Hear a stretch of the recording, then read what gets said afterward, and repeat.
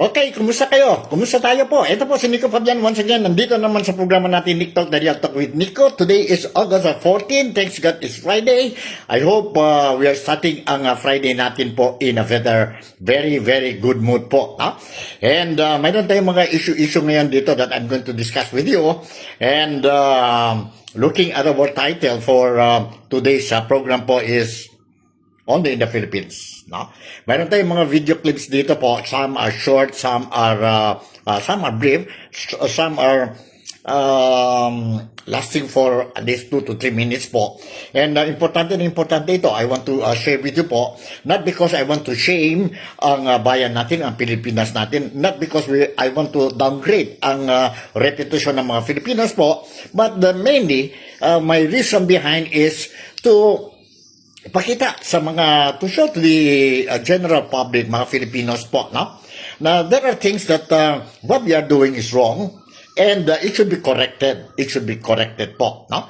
Itong mga video clips, I got it from dyan po sa social media po, and I think it's worthwhile. It's importante din po to remind ang mga viewers natin na not only ang mga Filipinos dito sa Malaysia, particularly dito sa Sabah, but also mga overseas Filipino workers o mga Filipino migrants sa iba-ibang parte ng mundo, and of course, ang mga kaibigan, kababayan at kapatid natin dyan po sa Pilipinas. So, again, I just want to make it clear po, this video clips that I'm going to share with you po is not to degrade, ang bayan natin, ang Pilipinas natin, not to shame ang mga Filipinos po, not to put down ang those responsible for the mistakes that we are committing, no? And it is intended for us, kung may mistake man tayo po, to realize may mistake and to sabi natin correct ang mga mistake natin po. Maraming mga issues ito po, no? From flood control projects, ang budget natin for 2027, ang mga trabaho ng mga government officials natin, mga government agencies natin dyan sa Pilipinas. Again, pasensya lang po. I don't have any intention to pahiya ang Pilipinas or ang tayo lahat mga Filipinos po. But I think this is very important also po. For me, it is very important also po to remind our fellow kababayan, kapatid at kaibigan na kailangan po ang mga mistake natin, we should correct it. Diba? We should correct it. Nobody is perfect. Yeah? And we learn from our mistakes. Alright? But before giving you itong mga video clips po, no? Before I'll forget, wala palang pasok karamihan ng mga eskwelahan dyan po sa Pilipinas, especially dyan po sa Manila, dahil may threat pa tayo tungkol sa weather condition dyan sa Manila. May mga areas still submerged, and ang gobyerno is still doing everything po to clear ang whatever problems, na as a result of the flash flood that we experienced just recently po dahil sa typhoon, ang Typhoon Luis, Typhoon Maymay, Typhoon Dolphin, no? So, sige lang po. For those also who are celebrating their birthday today, no? Before I will forget, I would like to greet a birthday greetings to my classmate, and he was the former SSS chairman dyan po sa Pilipinas, and I'm referring to former chairman ng SSS, si Michael Rehino. Happy birthday to you, Michael Rehino, no? And many more birthdays to come, and I hope you are in your best health ngayon po. Also, another classmate I would like to greet a pleasant or a birthday greetings, and I'm referring to ang classmate natin, former Philippine National Police official, and I'm referring to no other than ang classmate ko po dyan sa Pilipinas, si Jake Clemente. Happy birthday po. And those who are celebrating their birthday today, I would like to say happy birthday to all of you. Those who are celebrating their birthday this month, tapos na ang birthday nila or still coming, no? For the month of August. Happy birthday to all of you, especially to my sister si Cherry, who will be celebrating ang birthday niya po sa August 24. Alright? And those who are celebrating whatever celebration or occasions that you are celebrating today, I would like to say, sana mag-enjoy kayo po. It will be fruitful, memorable, and problem-free celebrations, ha? Sa lahat, sa ating lahat po. Alright, umpisa na tayo po. Nandito po, ang first video clip that I'm going to share with you is tungkol po, do you agree? Do you agree po na tungkol itong mga roadblocks dyan po sa Pilipinas, to make sure that wala tayong problema sa traffic conditions sa Maynila, for example, And mayroon tayong dito isang video clip wherein ang traffic officers dyan po sa Manila, they stop isang ambulance, ambulansya ito po, bringing a patient to the hospital, and dahil po, na-delay ang trip ng pasyente po, namatay ang pasyente dahil sa roadblock o sa checking po dyan sa Manila. Palagay ninyo po, is it correct ba yun what they did or hindi? Depende na sa inyo. Let me share with you itong video clip po. Sandali po, nandito. Binabatikos ngayon sa social media ang pagkapahinto sa isang ambulansya na dumaan sa EDSA busway. Ang sakay kasi na pasyenteng may cancer pumanaw matapos umanong ma-stress sa insidente. Eksklusibong nakapanayam ng News 5 si Riza Valencia. Siya ang anak ng pasyenteng sakay ng isang ambulansya na sinita kamakailan sa EDSA busway. Emosyonal niyang ibinahagi ang mapait nilang karanasan na nauwi sa pagpanaw ng kanyang ina. Kwento ni Riza, pinahinto sila ng enforcer ng DOTR Special Action and Intelligence Committee for Transportation o SAIC sa may bandang Santolan. Papunta sana sila noon sa isang ospital para sa check-up ng kanyang ina. Ang ipinagtataka raw nila, bakit sila hinuli? Gayong may pasyente naman ang ambulansyang kanilang sinasakyan. Ang inaalala ko agad yung mother ko kasi syempre stage 4 na yung cancer niya. Tapos hanggang bumaba pa yung driver namin. Sinabi niya yung dahilan. Pero siguro mga more than 30 minutes pa kaming, naghintay. Nitong Lunes lang nang manghuli ang DOTR SAIC ng mga motoristang iligal na dumadaan sa EDSA busway. Saan ba galing kayo, kuya? Sa Giginto po. Giginto, Bulacan? Opo.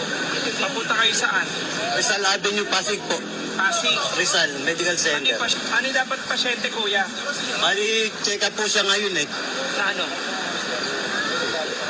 Check up. Stage 4 po siya, cancer. Ang paliwanag daw sa kanila ng mga enforcer, emergency cases lamang ang pinapayagang makadaan sa busway. Hindi tulad ng mga check-up na may schedule naman. Giit ni Riza na matagal nang naninirahan sa ibang bansa. Naiintindihan naman daw niya ang batas sa Pilipinas. Pero, depende raw dapat sa sitwasyon. Kung siguro kung ako yung nakasakay sa ambulansya, baka pwede niyong parahin kasi ang lakas ko, ang laki ko, kayang-kaya ko. Pero sa sitwasyon ng mother ko, hindi. Matagal na akong hindi naninirahan sa Pilipinas. Isa na akong residente ng Australia. Sa ganitong pagkakataon, naiintindihan ko at hindi ako nagsisisi kung bakit hindi ko pinili ang Pilipinas. Kahit pakalaunay pinayagan din dumaan ang ambulansya sa busway. Ayon kay Riza, matinding stress daw ang naranasan ng kanyang ina na posibleng naging sanhi ng pagkamatay nito kinahapunan din ng araw na iyon pagbalik nila ng Bulacan. At least nakakaupo siya. Pero nung inuwi namin siya, wala na sir. Binuhat namin siya sa hindi na siya makagalaw, wala na. Hindi ko siya sir, sobrang grabe na yung stress niya. Yung binigay na stress sa nanay ko bago siya mawala. Yun ang hindi mababawi kahit sibakin pa lahat ng kung sino man. Sa post kahapon ng sinitang driver ng ambulansya, sinabi nitong walang ibinigay na konsiderasyon sa pasyente na karating ang viral post sa Department of Transportation. Dahilan para maglabas ng memo si Acting Transportation Secretary Giovanni Lopez. Sinibak sa pwesto ang hepe ng Special Operations Group ng SAIC at pagpapaliwanagin. Nilinaw rin ng ehensya na maaaring dumaan sa busway ang mga on-duty na ambulansya. Ano man ang kondisyon ng pasyente. Sa kabila nito, nagsabi naman si Riza na wala silang balak magreklamo sa SAIC. Nagbabalita mula sa frontline, Gerard de la Peña, News. Alright, yun po. That is exactly what happened po. Na ang ambulansya, they stop and nag-check sila po ang ano nangyari or kung emergency ito, hindi. Hindi pa po. Kung ambulansya po is always emergency po, no? And according to the traffic authorities, na they only give consideration yun emerhensya po. Yun mga check-up lang, schedule daw yun po, hindi daw yun emergency. But para sa akin, for me, once you're inside or nasa ano kayo po, sa ambulansya, this is already emergency po, no? Kaya kung hindi emergency, they can use private vehicles or whatever kind of vehicles mo to go for a check-up. Pero once you are already in the ambulance, no? Ibig sabihin po, emerhensya yun po. Emerhensya yun po. So sana, ang authorities natin will think about it. But anyway, mayroon na po nag-issue na ang authority concerned that all cases po, no? Once magdaan ang ambulansya po, they have to give way po, give priority sa mga ambulansya po, no? Because these are all emergency cases. So, palagay ninyo po, is this right or wrong or mali na naman on the part of the traffic authorities? Sana i-correct natin yan po. Only in the Philippines.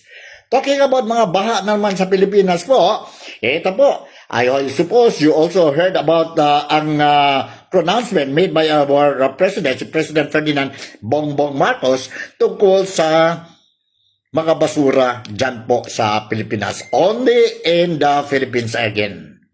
Andito po. Itutuloy na natin yung waste to energy na program. Yun yung kinukuha yung basura at ito ay pinoprocess at ginagawang kuryente. Itutuloy na natin yung waste to energy na program. Yun yung kinukuha yung basura at ito ay pinoprocess at ginagawang kuryente. Alright, yun po. Sabi ni Presidente, huwag ng mga basura and we will convert it into kuryente po. Only in the Philippines. Okay ba yun? Okay ba yun? Sana okay din yun, no po. But ang importante dyan ngayon is for the government to avoid itong flash flood and cause a lot of problems sa atin po. That includes also ang tons of garbage, mga basura dyan sa Pilipinas po, which we saw the other day po, no? Grabe talaga ang tambak ng mga basura dahil sa flash flood. Only in the Philippines. Another video clip I want to share with you po, no? Also, only in the Philippines ay ito po. Ang, saan ito po?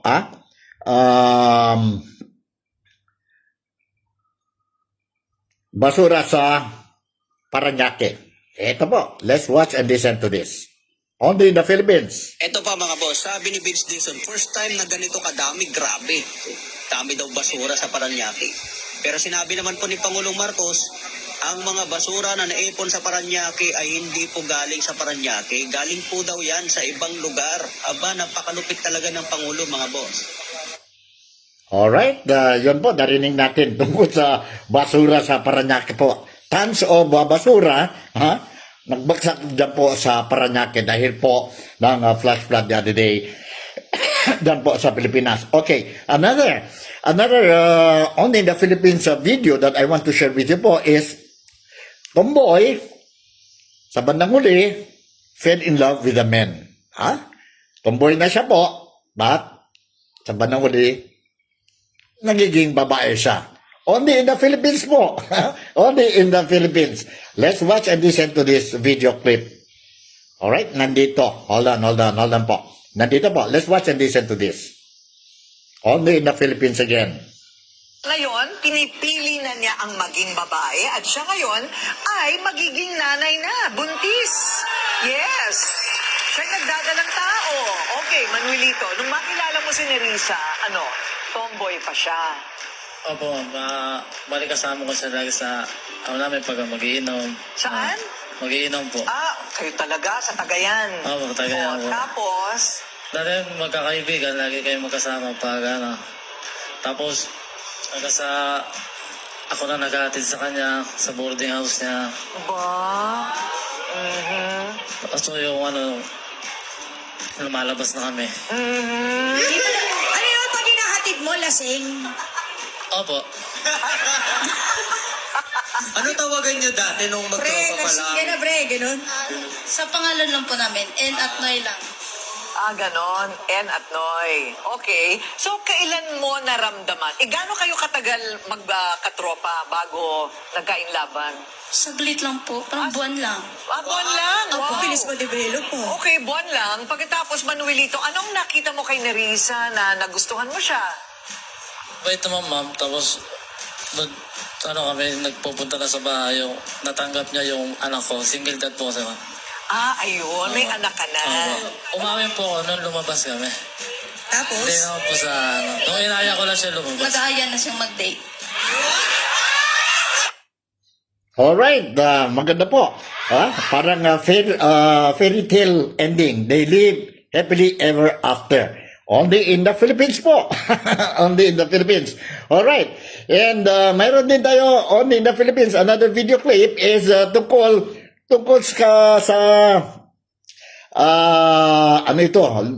money laundering of the Marcoses, no? And sandali po. 131. Nandito, let's watch and listen to this only in the Philippines. Isang nakakagulat na revelasyon, Hong Kong at Taiwan nag-imbestiga umano sa mga Marcos ukol sa bilyong dolyar, money laundering at toneladang ginto. Alin nga daw sa lumalabas na ulat ngayon na mga pahayag ni Attorney Roque na dating presidential spokesperson, may umano'y sinasagawang investigasyon ang mga Hong Kong Anti-Money Laundering Office laban sa pamilyang Marcos. Hindi lang ito chismis ayon kay Attorney Roque. May lumulutang na Taiwanese na taga-siwalat at ito raw ay naging headline sa Taiwan. Ano nga ba ang laban ng investigasyon? Sa gitna ng usapin na sinasabing may mahigit na $100 billion na sangkot sa money laundering at kabilang dito di umano'y 350 toneladang deposito ng ginto na pinaniniwala ang parte daw ito ng nakaw na yaman ng pamilyang Marcos. Dagdag pa daw dito, biglang nawala daw ang 128 na toneladang ginto mula sa National Gold Reserve ng Pilipinas. Isang misteryo ngayon na sinasabing posibleng konektado sa investigasyon sa Hong Kong. Tanong nga ngayon, kung ganito kalaki ang usapin, bakit tahimik daw ang gobyerno? Bakit walang galaw muna sa Kongreso? Bakit walang ingay mula sa mainstream media? Alright, it's another mystery only in the Philippines. Isang And another only in the Philippines po. And this time, since ngayon is budget season na po dyan sa Pilipinas, let's talk about ang budget ng Pilipinas po. Only in the Philippines, nandito po ang video clip for all of us to see. Aabot sa 7.2 trillion pesos ang hihinging national budget ng Malacanang sa Kongreso sa 2027. Bibigyan ng prioridad sa budget ang foreign assisted projects at flagship projects ng administrasyon. Pero tanging mga proyektong dumaan sa review at kayang ipatupad ang popondohan ayon sa Department of Budget and Management. Alright, yan po ang budget natin. 7.2 trillion po for 2027, for next year po. Alright, mayroon naman tayo dito another sabihin natin only in the Philippines po. And now I'm talking about the private sector. Itong mga hoteliers, mga may-ari ng mga hotel, ng mga restaurant, and normally ang gobyerno po will be holding their mga seminars or whatever meetings po. And very demanding sila po. And alam na natin po, no? Gusto nila ng bonggang-bongga po. Not all government agencies naman. Pero mayroon din po, ganito, according to the mga businessmen dyan po sa Pilipinas, kaya mga hotels, no? When they accept ang reservation ng government agencies po. So medyo malungkot sila and they are not happy with the response of the government when it comes to payment of the services that they provided. Nandito po, only in the Philippines. Only in the Philippines. Hold on. Let me share with you. Only in the Philippines, ito po, isang negosyante who is making noise din po or is not happy with how ang gobyerno is treating sa mga negosyante po. Let's see and watch. Paminsan, pero ang budget hindi tumataas. Pero kami ginagawa namin ng paraan kasi nga tumutulong kami. We are not selling our property, our services para lang kumita, para matulungan din namin ang gobyerno. Anong ginagawa ng gobyerno ngayon sa amin? 12 months to 13 months na hindi pa rin sila bayad sa amin. Ayaw ko pong i-shoutout ang government agency na to. Pero please, mahiya naman kayo. Kayo pa yung government agency na sobrang daming demand. Ayaw pa ninyo bawasan na, ayaw pa ninyo mag-adjust sa pagkain ninyo kasi gusto nyo full board kayo, kasi gusto nyo complete, kasi gusto ninyo complete meal kayo. Ibinigay na namin sa inyo lahat. Pati ba naman sa pagbabayad, hindi nyo kayang gawin? Alright, yun po. Only in Philippines. Nakakatuwa. And I'm not, as what I said earlier po, I'm not trying to degrade ang reputation ng mga Filipinos po, no? Or ang gobyerno po. I'm just showing you po na kung may mali tayo, we have to rectify ang mali po. And this is out po sa social media po, no? Sa social media. I'm not trying to destroy the name of the government or destroy ang reputation ng Pilipinas or ang reputation natin bilang isang responsible Filipino po, no? But these are facts. Whether we like it or not po, these are facts, no? And okay, let's continue with another video clip only in the Philippines. And this time around po, let's watch and listen to this. Tungkol sa baha naman. Si Senator Bato hinuhuli. Pero yung mga ghost project sa flood control, hindi hinuhuli. Tangina, ano nangyari sa gobyerno? Nako pe! Alright, what is happening sa gobyerno? Yun po ang sigaw ng mga tao. You're trying to arrest si Bato de la Rosa, Senator Bato de la Rosa, who is now hiding. But, mga iba-ibang problema po, you're not really as seriously trying to address ang problema. Another one po, nandito. Let's watch and listen to this. Tungkol sa ano ba ito? Confidential fund ba ito? Hold on po, nandito. Paano tayo nito mag-move on sa flood control? Kung lagi namang pinapaalala sa atin ng baha na merong bilyon-bilyong piso ang nawala dahil kinain ng mga buhayang walang hiya. Alright, yun po, narinig natin po. We cannot hide, whether we like it or not. Nandyan yan po sa social media, no? And yun ang sentimiento ng mga Filipinos po. And that is the reason why they put it out sa social media for the public, for everybody to know ang disappointment nila, no? Nila po. Again, we are not trying to put down ang gobyerno. We are not trying to destroy ang pangalan natin po bilang isang Pilipino po. No? And tungkol naman sa confidential funds, ngayon they are trying to ongoing ang impeachment trial of Inday Sara Duterte tungkol sa confidential funds. But hindi lang si Vice President Inday Sara Duterte may confidential funds. May mga iba-ibang ahensya sa gobyerno na mayroon din confidential funds. And sabi ng mga tao, kung pwede, investigate din po. And nandito po isa posted sa social media. Let's watch and listen to this. Sobrang laki pala ng confidential funds ni Ombudsman Boying Remulla. Anak ng puta. Umabot kasi ito sa 1.5 billion pesos ayon kay Edgar Erice. Mahiya naman kayo. Dagdag pa ni Erice na first time in history na ganito kalaki ang confidential funds ng DOJ. Kaya tanong ng netizens na bakit puro kay VP Sara lang nakatuon ang issue, mas malaki pa pala ang confidential funds nila. So, Alright, yun po, narinig natin. No? Narinig natin, I share with you itong mga short video clips natin that I compiled para share it sa mga viewers ko po dito sa Malaysia, particularly sa Sabah, and very specific dito po sa Kota Kinabalu. And of course, para sa mga kababayan, kapatid at kaibigan ko po sa iba-ibang parte ng mundo, specifically ang mga overseas Filipino workers as well as the Filipino migrants po sa iba-ibang bansa. And of course, para sa mga kababayan, kapatid at kaibigan ko po dyan sa Pilipinas. So ito po ang things that I want to share with you today po.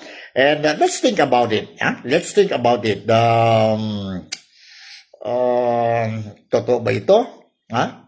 And I hope it will serve as a guiding force, not only sa mga Filipinos po, ordinaryong Filipinos, but very specific talaga, especially talaga po sa mga gobyerno and those who they do things wrongly, no? They should correct it immediately po. Para at least mga tao naman, we'll be happy with them. At the moment, nakita natin po ang trust and confidence sa gobyerno po, baksak talaga po. Dahil majority of the Filipinos are not happy with how the government is managing our country. No? Ang dami tayong problema.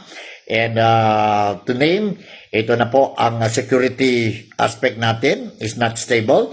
Ang political stability natin, problema po. And of course, ang economic stability, malaking question mark.